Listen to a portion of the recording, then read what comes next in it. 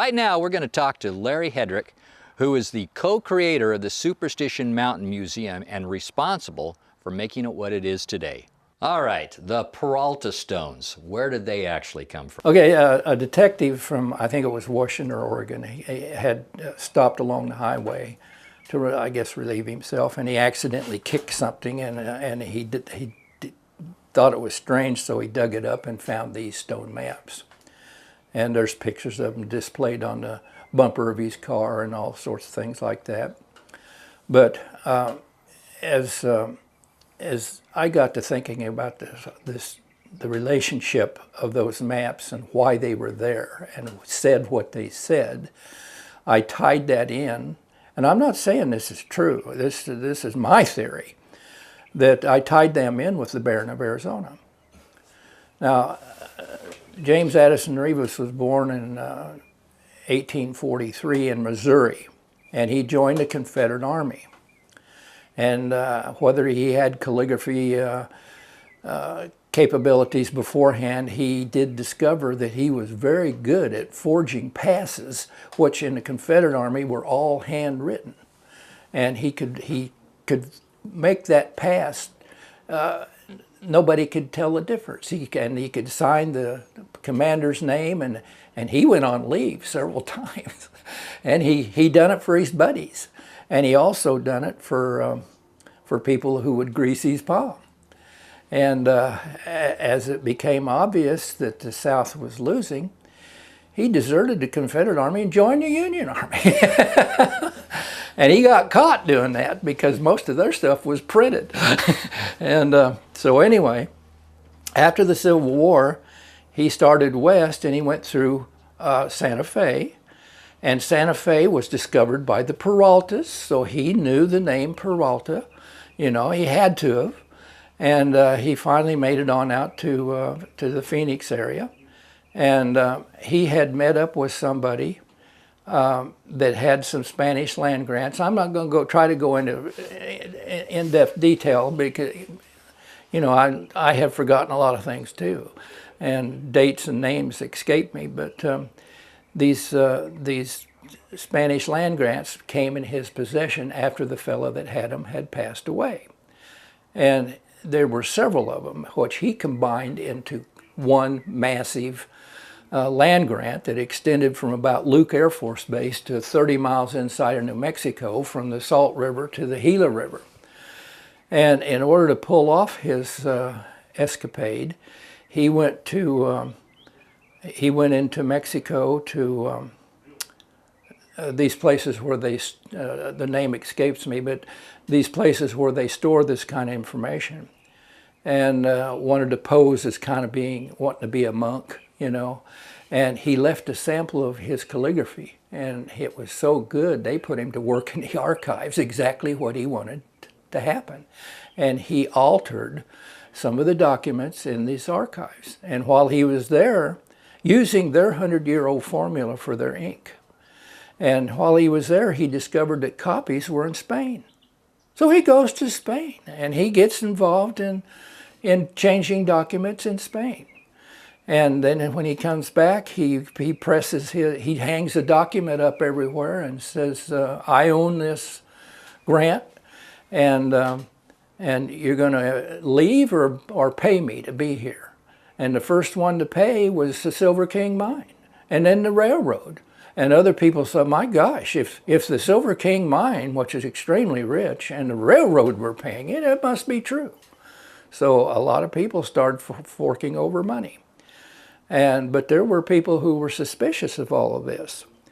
Now, when the United States came into owning the Southwest, which they purchased, they didn't steal it,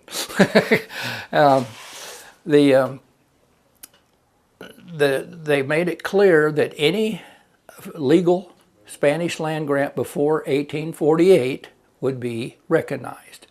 Well, the stone maps have the date of 1847. Now, isn't that a coincidence? Because the Reavis had went to the north end of the Estrella Mountains, and there was some Indian hieroglyphs out there. And it's still there today. You can go there. I haven't been there, but I've seen pictures of it. And he drew his rectangular grant on this petroglyph boulder and other things on there that substantiated his claim.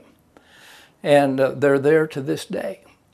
Now, the maps, I believe, were placed there also by Reavis to substantiate his claim.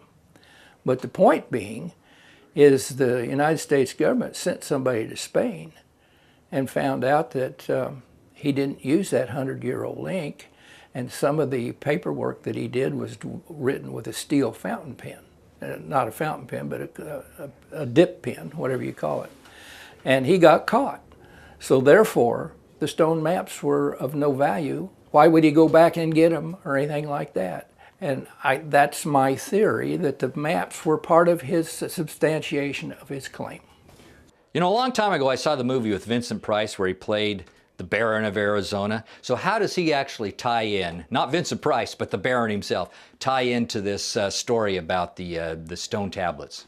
Well, I think the legend of the Peraltas date back further than that, but he was aware of it. He probably knew the Dutchman, you know. The Phoenix was 3 blocks wide and 5 blocks long at the time, you know. And he was probably very aware of it, you know, and to make his claim the way he did would include that, whether he believed it or not. But so then the so-called Peralta Stones. This is my theory now. It's a theory. It's a good theory. Well, now the museum is involved with salvaging fact, fiction, and legend. We don't say anything is true or anything is false. It's either fact, fiction, or legend. And I'm talking about legend. You know, we like the idea of the museum that you started and is doing well because of you.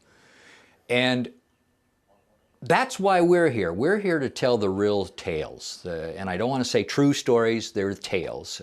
We don't want to make anything up. These are the actual tales that are out there that we want to present to our audience. Well, Larry, now tell us about the stones at the museum. Are they the originals? The Flag Foundation ended up with the stones, and that's the ones that were down in the museum in Phoenix for a long time. And what was it, Mineral Museum in Phoenix? Yeah. They closed. I think they're going to reopen, or maybe they already have, but this was several years ago. And they were convinced to bring them out to our place, and they're happy where they're at. So those are the originals? Right. Okay, well that's good.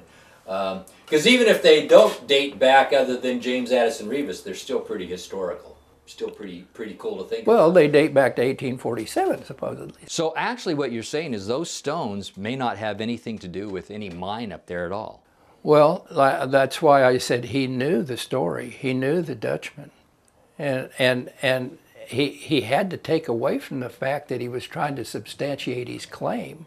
So therefore he used the Dutchman legend, the Peralta legend, in his maps, because the important thing was the date. Was there really a Peralta family that had? Yes. There was, and did they do any mining up there? The Peralta family that was here when he was there was not related to the Peraltas in Mexico. Hard as that is to understand, but there's a lot of Smiths and Joneses that are not related. Thank you for joining us for this edition of Mysteries of the Superstition Mountains. And join us next time for some more great tales. And remember, we're actually going to be going up there, and we're going to be seeing a lot of these places. So stick around. We're just waiting for it to cool down a bit. Right here on Mysteries of the Superstition Mountains.